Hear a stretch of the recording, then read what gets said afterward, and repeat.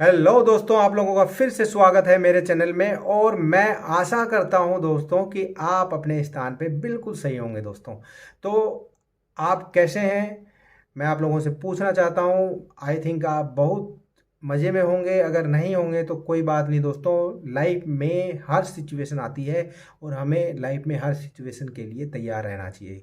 तो मैं आप लोगों को बताना चाहता हूं कि अभी हाल ही में आरटी के जो फॉर्म है काफ़ी जो स्टेट्स में चल रहे हैं, और जिन भाइयों के आरटी में अपने बच्चे के अगर रिजेक्ट हो गए हैं और उनके बच्चे की 5+ और 6 बिलो अगर एज है 31 मार्च 2023 से पहले पहले, तो आपके लिए एक सुनहरा अवसर है। अपने बच्चे का जो एडमिशन है, जो लिस्ट मैंने जो बताई है, जो नोटिफिकेशन की अलग से एक वीडियो बनाई है, और उस लिस्ट में आप केवीएस की साइट पे जाके देख सकते हैं। उस लिस्ट में अगर वो स्कूल आपके नियर बाय है, विद इन 5 किलोमीटर, या आप गांव में रहते हैं तो आपका 8 किलोमीटर के अगर दायरे में आप रहते हैं, तो आप डेफिनेटली अपने बच्चे का जो एडमिशन है बाल वाटिका 3 में करवा सकते हैं। तो दोस्तों, मैं आप लोगों को बताना चाहता हूं कि अगर आपको कोई भी अगर प्रॉब्लम इसमें आ रही है फॉर्म फिल करते समय, जिससे काफ़ी भाइयों का मेरे पास जो मेल आया है और उन्होंने मेरे से रिक्वेस्ट करी है कि आप एक वीडियो बनाएं, तो इसके रिगार्डिंग फिर मैंने सोचा मैं एक वीडियो आप लोगों के लिए बना देता हूं। तो कोई भी वीडियो में आपने स्किप बिल्कुल नहीं करना है, और आप लोगों का सपोर्ट बहुत चाहिए दोस्तों, क्योंकि अगर आप सपोर्ट करेंगे, ज़्यादा से ज़्यादा कमेंट्स करेंगे, तो मैं ये बताता हूँ कि मुझे प्रॉब्लम आपकी पता चलती है कि कहाँ आपको प्रॉब्लम आ रही है। तो मैं कहता हूँ ज़्यादा से ज़्यादा अपने जो स्टेट का, अपने सिटी का नाम लिख के मुझे आप पूछें कि आप कहाँ से बोल रहे हैं दोस्तों, और जिससे मैं आपका डेफिनेट जो आंसर है, वो जो भी आपकी प्रॉब्लम आ रही है, मैं डेफिनेट आपका आंसर देने की पूरी कोशिश करूँगा दोस्तों। तो आप बिल्कुल ये ना सोचें कि ये प्रॉब्लम आ रही है, हम कहाँ जाएं, क्या सोचें। तो आप अपने भाई के चैनल पे आ जाएं और हमारे साथ जुड़ें, तो आपको फ्यूचर में भी ऐसी ही हेल्प मिलेगी। तो कुछ आप हेल्प कीजिए, कुछ मैं हेल्प करता हूं, तो मिलके हम एक साथ हेल्प करेंगे दोस्तों सभी की। तो आपकी सबकी जो प्रॉब्लम है वो बिल्कुल दूर होने वाली है दोस्तों। तो आप लोग बिल्कुल हताश नहीं होना। तो विदाउट एनी डिले चलते हैं हमारे कंप्यूटर स्क्रीन पे और स्टेप बाय स्टेप देखते हैं कि हमें बाल वाटिका 3 का जो फॉर्म है वो कैसे भरना है दोस्तों। तो चलते हैं कंप्यूटर स्क्रीन पे और गूगल बाबा से सबसे आग्रह। पहले दोस्तों हमने अपना जो क्रोम ब्राउज़र है वो ओपन करना है। ओपन करने के बाद उस पर अपने गूगल लिखना है। गूगल जो सर्च इंजन है हमारा, गूगल जो बाबा को हमने आह्वान करना है, और जैसे गूगल बाबा प्रकट होते हैं आपने उस पर लिखना है केबीएस। केबीएस जैसे आप सर्च इंजन में लिखेंगे तो आप जैसे सर्च करेंगे तो आपके सामने इस तरह के जो रिजल्ट हैं वो शो होंगे। तो फर्स्ट में जो लिंक दिया हुआ है आपने इस पर करना है दोस्तों क्लिक।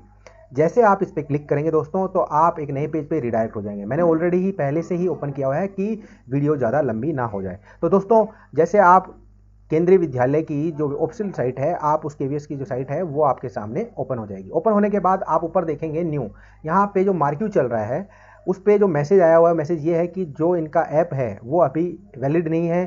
ठीक है, तो आपने जो अपना ब्राउज़र के माध्यम से, वेब के माध्यम से ही आपने अपना जो फॉर्म है वो फिल करना है। तो आपने जो ये लिंक है ना, यहाँ लिंक जैसे आप यहाँ ऐसे करेंगे तो आप देखेंगे कि ये हट गया। आप वापस ले जाएंगे तो आपको हादसा मिलेगा। तो इसका मतलब है ये लिंक है। यहाँ आप जैसे क्लिक करेंगे, क्लिक करने का ऐसे पॉपअप आएगा, ओके करना है। ओके करने के बाद आप सीधे डायरेक्ट इस पेज पे रिडायरेक्ट हो जाएंगे दोस्तों। मैंने ऑलरेडी सब पूरे टैब पहले से खोले हुए हैं, क्योंकि वीडियो ज़्यादा लंबी हो जाएगी और फिर आप वीडियो देखते नहीं हैं पूरी। तो दोस्तों, मैं आपको बताना चाहता हूँ, उसके बाद आपने या तो आप यहाँ से क्लिक कीजिएगा, या आप यहाँ से भी रजिस्टर पे, फर्स्ट टाइम यूज़र जिसने पहले रजिस्टर करना है उसके बाद ही आप फॉर्म फिल कर पाएंगे। तो ये सबसे पहला इंपॉर्टेंट जो हमारा काम है और रजिस्टर करना है। तो यहाँ जैसे आप क्लिक करेंगे, क्लिक करते ही आपके सामने ये वाला जो पेज है वो आपके सामने ओपन हो जाएगा।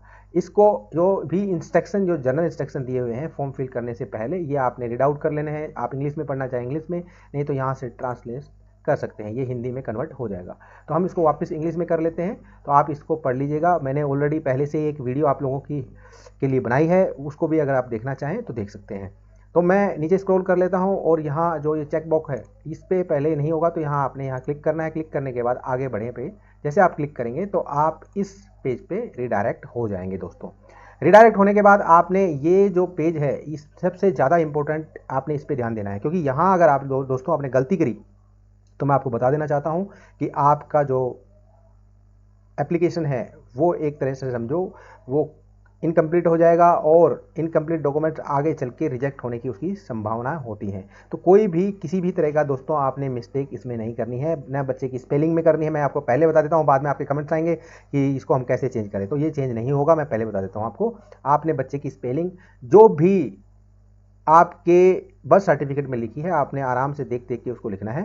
फर्स्ट नेम है, अपने फर्स्ट नेम, जैसे कोई किसी के बच्चे का नाम राकेश कुमार शर्मा है तो आपने यहाँ राकेश डालना है, यहाँ आपने कुमार डालना है और यहाँ आपने शर्मा डालना है। अगर राकेश कुमार ही है तो ये बीच वाला आप ब्लैंक डालेंगे, लास्ट नेम में लास्ट नेम डालेंगे, अंतिम नाम, ठीक है, जैसे लिखते हैं। उसके बाद अगर यदि बच्चा दिव्यांग है, ठीक है, तो हाँ करेंगे, नहीं है तो आपने नो पे क्लिक करना है। उसके बाद जो डेट ऑफ बर्थ है, जो डेट ऑफ बर्थ आपके बर्थ सर्टिफिकेट में है दोस्तों, आपने डेट ऑफ बर्थ वही लिखनी है।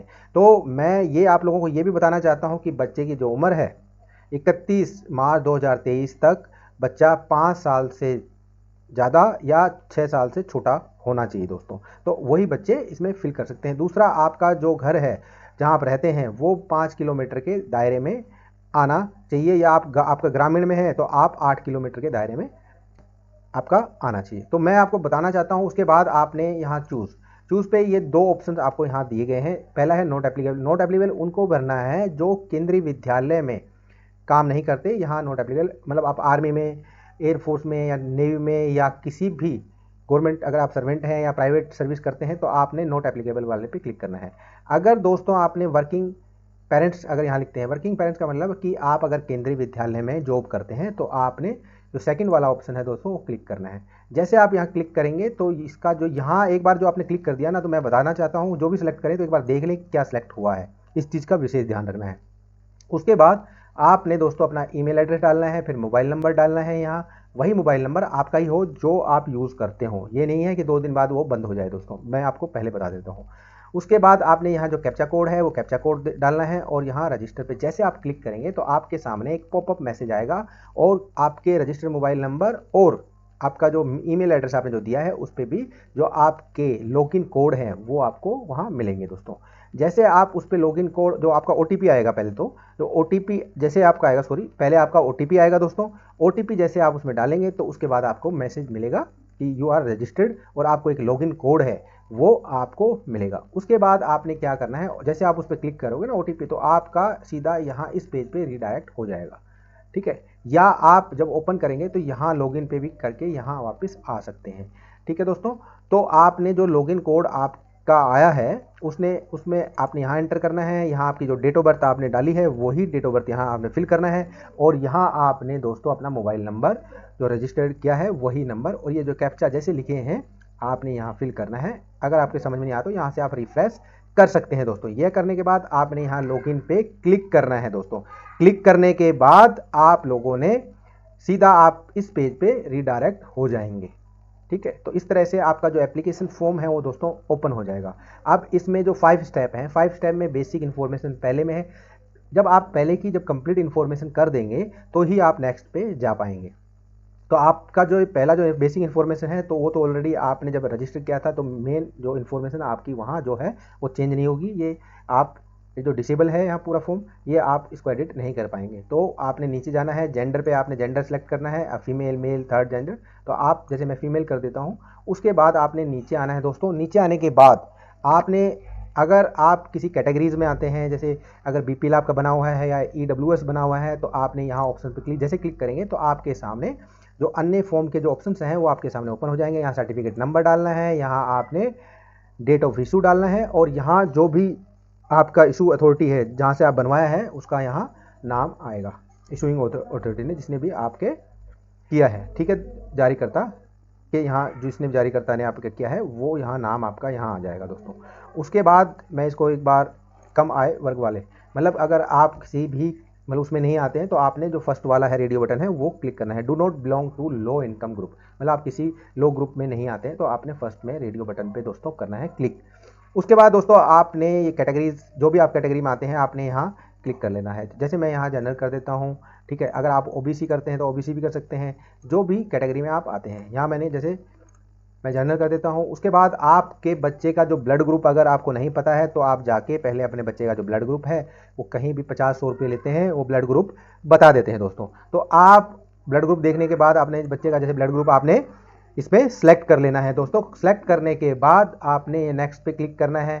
जैसे आप इस नेक्स्ट पे क्लिक करेंगे तो यहाँ आप देखेंगे पेरेंट्स की जो डिटेल है वो आपने फिल करनी है। अब यहाँ माता का विवरण इस लाइन में है, इस लाइन में आप देखेंगे माता वाला विवरण है, इधर देखेंगे फादर की डिटेल्स आप यहाँ फिल करनी है। तो सबसे पहले आपने टाइटल चूज कर लेना है कि जैसे श्रीमती, लेट, अगर माता जी नहीं है तो आप लेट, फादर है तो फादर, ठीक है। तो आपने जैसे मैं यहाँ कुछ भी सिलेक्ट कर लेता हूँ अभी आपको समझाने के लिए, और आपने जैसे नाम लिख दिया कुछ भी, ठीक है। जैसे मैं एक उदाहरण आपको एग्जाम्पल दे रहा हूँ दोस्तों। तो आपने यहाँ करना है, इसके बाद आपने राष्ट्रीयता मतलब नेशनलिटी करना है, इंडियंस, अदर है तो अदर पे। उसके बाद आप नीचे आएंगे, नीचे आने के बाद आप कहेंगे क्या आप चाहते हैं कि माता पिता का आवासीय पता, पिता की आवासीय पता फील्ड स्वतः ही लिखा जाए, मतलब इन दोनों का एड्रेस अगर सेम है तो आपने यस कर देना है। तो हम इसको यस कर देते हैं, ठीक है। यस करने के बाद जो भी आप यहाँ लिखेंगे ऑटोमेटिक यहाँ फीड हो जाएगा। तो आपने जैसे पहले आपने कंट्री सेलेक्ट करनी है, फिर आपने स्टेट सेलेक्ट करना है, जैसे आप मोस्टली जो एग्ज़ाम्स के फॉर्म फिल करते हैं सेम वैसे ही है दोस्तों। फिर आपने जैसे यहाँ मैं जयपुर लिख देता हूँ, ठीक है। और जयपुर लिखने के बाद यहाँ आप कुछ भी एड्रेस टाइप कर सकते हैं, ठीक है दोस्तों। उसके बाद आप यहाँ पिन कोड डाल दीजिए। उसके बाद आपने यहाँ लैंडलाइन नंबर डालना है, अगर आपका कुछ है, मोबाइल नंबर है, ईमेल एड्रेस है, यहाँ जैसे फिल करेंगे तो यहाँ ऑटोमेटिक यहाँ फिल हो जाएगा। तो उसके बाद आपने जहाँ भी स्टार लगे हैं ये आपको कंपलसरी हैं भरने। उसके अलावा अगर आप नहीं भरना, फिल नहीं करना चाहते, डिटेल नहीं देना चाहते तो नहीं दे सकते हैं। पर मैं कहता हूँ कि जो ज़्यादा से ज़्यादा अगर आप डाटा फॉर्म में फिल करेंगे तो ज़्यादा बेटर होता है। नीचे स्क्रॉल करेंगे, ईमेल एड्रेस, फिर जो अगर मदर अगर वर्किंग है तो आपने यहाँ उनका जो व्यवसाय है, ऑक्यूपेशन है, वो आपने यहाँ डालना है। ऑर्गेनाइजेशन किस कहाँ काम करती हैं उसका नाम डालना है। ऐसे ही आपने फादर के में फिल करना है दोस्तों। ऊपर चलते हैं सेकंड में, तो फादर का आप जैसे मिस्टर, अगर फादर नहीं है तो आप यहाँ लेट लिख सकते हैं, और यहाँ फादर का नाम हम कुछ भी डाल देते हैं। उसके बाद आपने दोस्तों आना है, यहाँ इंडियन चूज़ करना है, और उसके बाद आप ये जो नीचे है कंप्लीट हो गया है और इस पर करना है नेक्स्ट, फिल करना है दोस्तों। ऊपर चलते हैं सेकंड में, तो फादर का आप जैसे मिस्टर, अगर फादर नहीं है तो आप यहाँ लेट लिख सकते हैं, और यहाँ फादर का नाम हम कुछ भी डाल देते हैं। उसके बाद आपने दोस्तों आना है, यहाँ इंडियन चूज़ करना है, और उसके बाद आप ये जो नीचे है कंप्लीट हो गया है और इस पर करना है नेक्स्ट। आप देखेंगे जैसे आप जो स्टेप नंबर 3 पे पहुंच जाएंगे। पहुंचने के बाद आपने यहाँ स्कूल को सिलेक्ट करना है दोस्तों। जैसे स्कूल आपका स्टेट है तो स्टेट यहाँ से सिलेक्ट करना है, स्कूल है आपने स्कूल यहाँ से सिलेक्ट करना है, जिस स्कूल का नाम है वो ऑटोमेटिक यहाँ आ जाएगा। जैसे आप सिलेक्ट करेंगे तो ये पूरी डिटेल आपको दिखाएगा।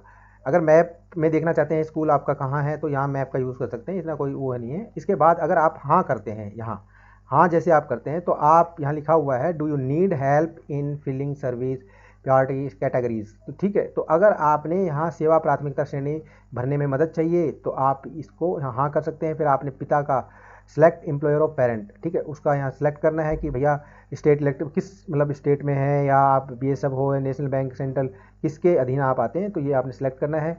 फिर एम्प्लॉय स्टेटस, जैसे आप यहाँ क्लिक करेंगे, क्लिक करने के बाद दोस्तों आपने यहाँ सेलेक्ट करना है एम्प्लॉय स्टेटस कि भाई वो अभी वर्किंग है या नहीं है ये। फिर आपका ऑटोमेटिक ये जो फर्स्ट वाला है ये ऑप्शन सेलेक्ट हो जाता है। यहाँ आप अगर इसमें नहीं आते हैं तो आप यहाँ से चेंज भी कर सकते हैं अकॉर्डिंग टू यू। तो आपने दोस्तों आप देखेंगे कि मैं इसको एक बार नो कर देता हूँ, और नो करने का अगर आप उसमें नहीं प्राथमिकता श्रेणी में मदद नहीं चाहिए तो आप नहीं कर सकते हैं। नहीं करने के बाद दोस्तों आपने यहाँ जैसे जिस भी आप सर्विस में आते हैं कैटेगरी आपने यहाँ से चूज़ कर लेनी है अपनी जिसमें आप आते हैं। उसके बाद आपने यहाँ आके मदर या फादर या ग्रैंड पेरेंट्स तो इसने बंद कर रखा है, तो मदर या फादर, अगर आप मदर हैं तो आप मदर की यहाँ क्लिक करिएगा। अगर ये पूछ रहे हैं कि भैया आपका जो ट्रांसफ़र है, transfer 7 year age date on, ठीक है, तो ये आप अगर ट्रांसफ़र हुए हैं 6-7 बार, 5 बार, 6 बार, ठीक है, 2016 के बाद जो डेट दी हुई है तो यस करना है, नहीं है तो आप नो करना है, ठीक है। तो नो करेंगे तो यहाँ कुछ नहीं है, या नेक्स्ट पे आपने क्लिक कर देना है।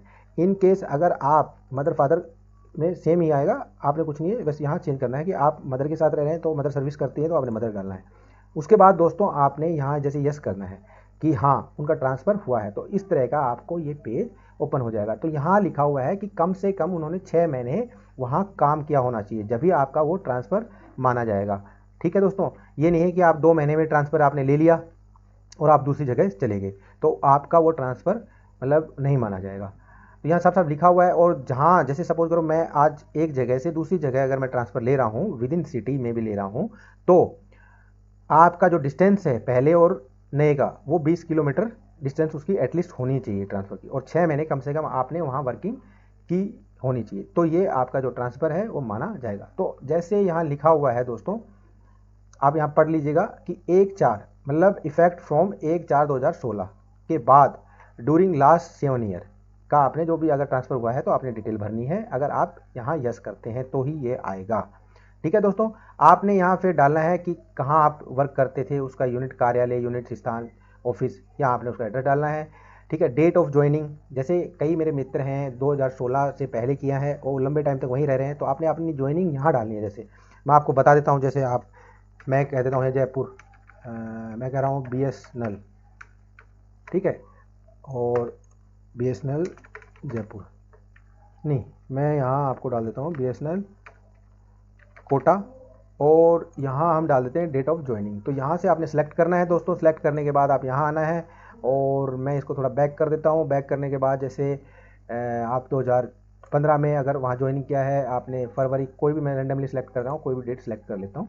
ठीक है, तो आपने डेट ऑफ ज्वाइनिंग आपने की पहले स्टार्टिंग में, अगर आप जो भी लगी है आपकी, तो आपने यहाँ सेलेक्ट कर लेना है। उसके बाद अगर आप वहाँ से ट्रांसफ़र हुए हैं, ठीक है, आपने यहाँ करंट डेट नहीं डालनी है दोस्तों, मैं आपको पहले बता रहा हूँ। तो आपने कब आप ट्रांसफ़र हुए थे वहाँ, और वो ट्रांसफ़र जो डेट है ना, वो कम से कम 6 महीने होनी चाहिए, जब भी आपका ट्रांसफ़र माना जाएगा, ट्रांसफर्ड माना जाएगा। तो दोस्तों जैसे मैं आपको एक उदाहरण दे देता हूँ कि मैं यहाँ आया और मैं कहता हूँ कि भाई, मतलब इस 2016 के बाद अगर आप लगातार लंबे टाइम तक वहाँ सर्विस किए हैं तो अगर आपने करना है, नहीं तो आप जो डिटेल है 2016 के बाद की देनी है।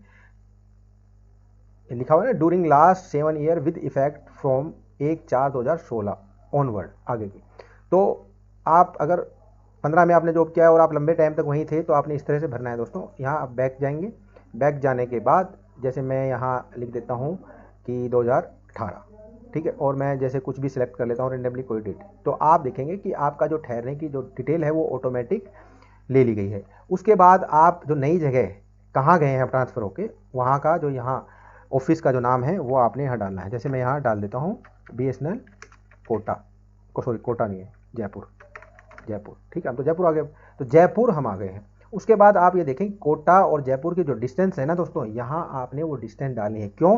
क्योंकि आपने ये जो आप एक ऊपर मैंने आपको पहले नोटिस में बताया था कि आपने डाउनलोड करना है, एक फॉर्मेट है, वो फॉर्मेट भी आपने भर के और उस पर आपने मतलब जो सिग्नेचर करवाने हैं।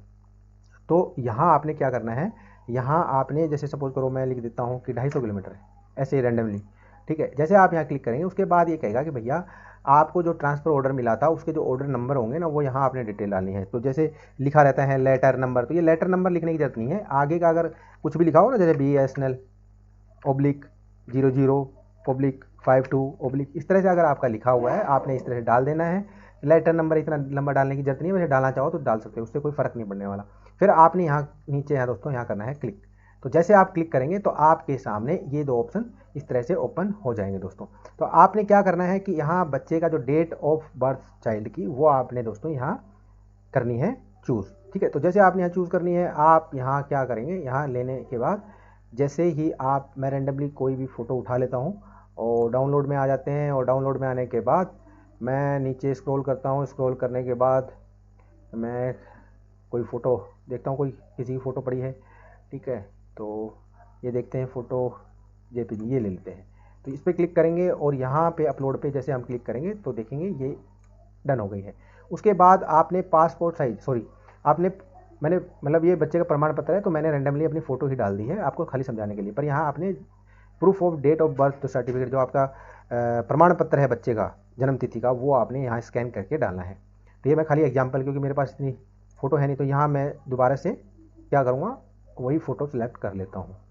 तो हम फिर नीचे आएंगे दोस्तों और नीचे स्क्रॉल करेंगे। स्क्रॉल करने के बाद हम यहाँ से क्लिक करते हैं और ये आपको यहाँ डाल लेते हैं और इसको फिर अपलोड कर लेते हैं। तो ये देखिए इस तरह से आपने अपना डाटा अपलोड कर देना है। उसके बाद आपने नीचे आना है 4 वाला।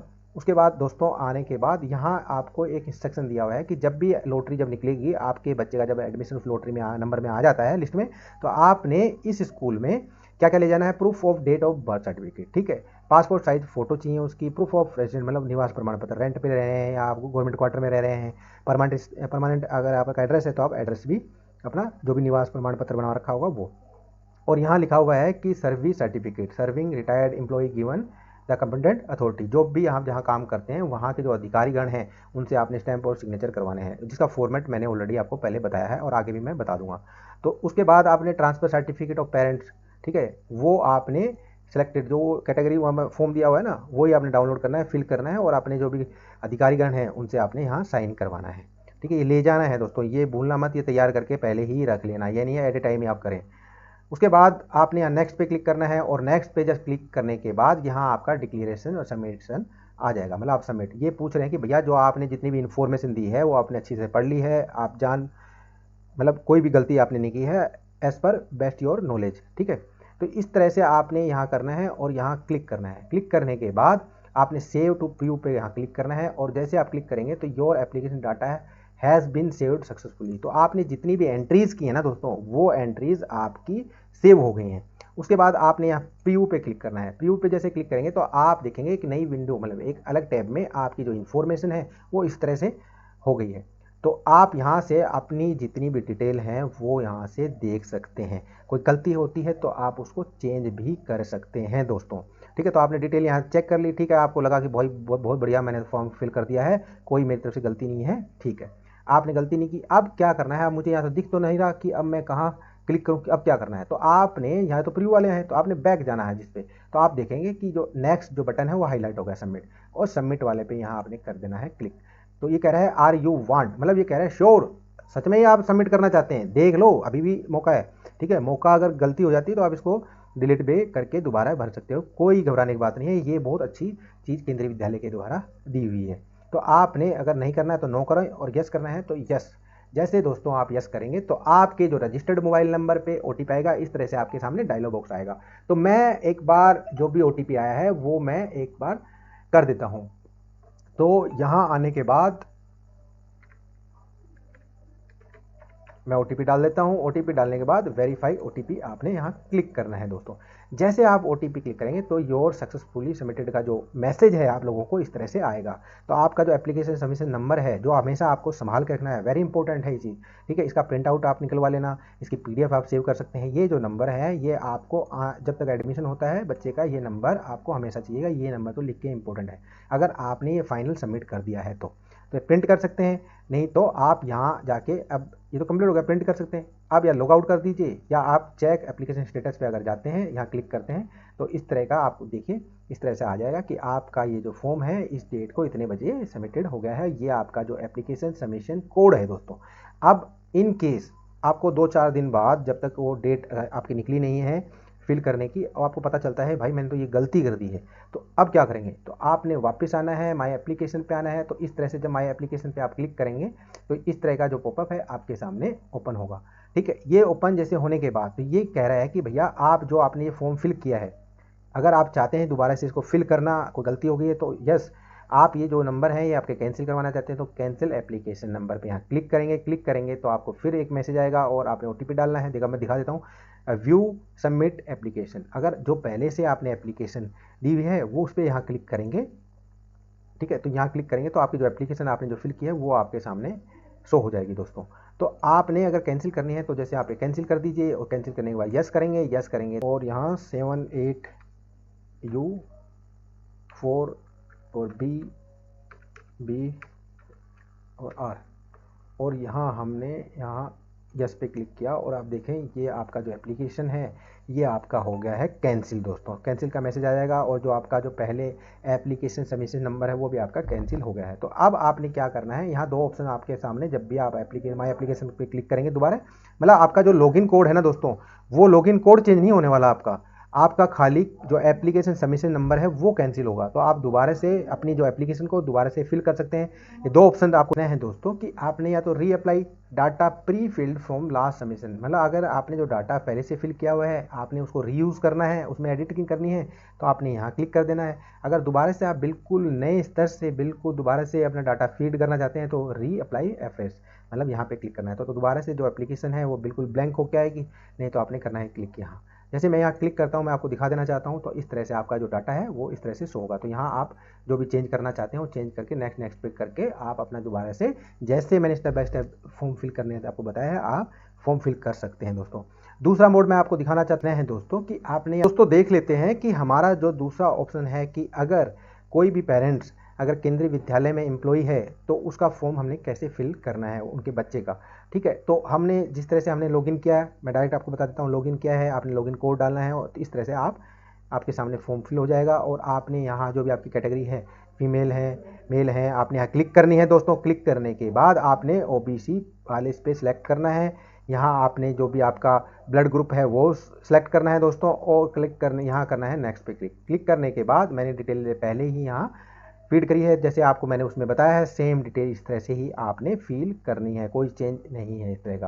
फिर आपने नेक्स्ट करना है। नेक्स्ट करने के बाद जैसे स्कूल आपने सेलेक्ट किया है सेम प्रोसीजर आपने यहाँ सेलेक्ट करना है दोस्तों। सेलेक्ट करने के बाद आपने फिर नेक्स्ट करना है, और नेक्स्ट करने के बाद जो भी आपका सर्टिफिकेट है आपने पहले से यहाँ मैंने डाला हुआ है, तो आप इसमें भी जैसे मैंने उसमें पहले वाले में बताया था ऐसे ही आपने इसमें डाल देना है। अगर 3 स्कूल हैं तो 3 स्कूल आप डाल दीजिएगा दोस्तों। डालने के बाद आप देखेंगे दोस्तों कि आपको ये डिटेल दोस्तों देख लेते हैं कि हमारा जो दूसरा आपको ये डिटेल दोस्तों इस तरह से आपको शो होगी। जो भी आपने सेलेक्ट स्कूल की है तो आप जैसे सेलेक्ट करेंगे ये पूरे स्कूल, और इसको व्यू अगर देखना चाहें देख सकते हैं। केवी ये डिटेल दी हुई है, जैसे मैंने आपको पहले भी दोस्तों बताया था कि इस स्कूल में आपने ये डॉक्यूमेंट ले जाने, मतलब डॉक्यूमेंट आपके बिल्कुल सेम है अगर किसी में भी इन तीनों में से नंबर आता है। फिर हमने नेक्स्ट करना है दोस्तों। नेक्स्ट करने के बाद आपको डिक्लेरेशन सबमिट वाला जो फॉर्म है आपने डिक्लेयर में क्लिक करना है। क्लिक करने के बाद आपने सेव प्रीव्यू सेम प्रोसीजर है, इसको ओके करना है। ओके करने के बाद यहाँ प्रीव्यू करना है। प्रीव्यू करने के बाद आपने ये बैक वाले पे जाना है, उसको चेक करना है, एंड देन सबमिट एप्लीकेशन पे यहाँ क्लिक करना है। ये बोलेगा कि भैया आप श्योर हैं? जी हाँ, बिल्कुल श्योर हैं, और यस पे यहाँ क्लिक कर देना है। क्लिक करने के बाद आपके पास OTP आएगा। OTP आने के बाद मैं आपको बता देना चाहता हूँ दोस्तों कि OTP आपने डाल देना है। जैसे मैं यहाँ OTP फिल कर देता हूँ। ठीक है, तो OTP आपने फिल करने के बाद इस तरह से आपका जो योर एप्लीकेशन सबमिट सक्सेसफुली का जो मैसेज है, सबमिशन जो एप्लीकेशन कोड है वो आपका आ जाएगा दोस्तों। यहाँ प्रिंट कर सकते हैं, और नहीं तो आप यहाँ चेक एप्लीकेशन स्टेटस पे भी जाके अपना स्टेटस देख सकते हैं। माय एप्लीकेशन पे जाके आप इसको कैंसिल कर सकते हैं, या व्यू एप्लीकेशन देख सकते हैं। व्यू पे मैं क्लिक कर देता हूँ। हाँ, दोबारा से आप एप्लीकेशन पूरी अपनी जो एप्लीकेशन है वो आप देख सकते हैं। पूरी एप्लीकेशन का यहाँ से आप प्रिंट ले सकते हैं। आशा करता हूँ कि जितनी भी आपकी प्रॉब्लम आ रही होंगी वो आपकी इस वीडियो में दूर हो गई होंगी।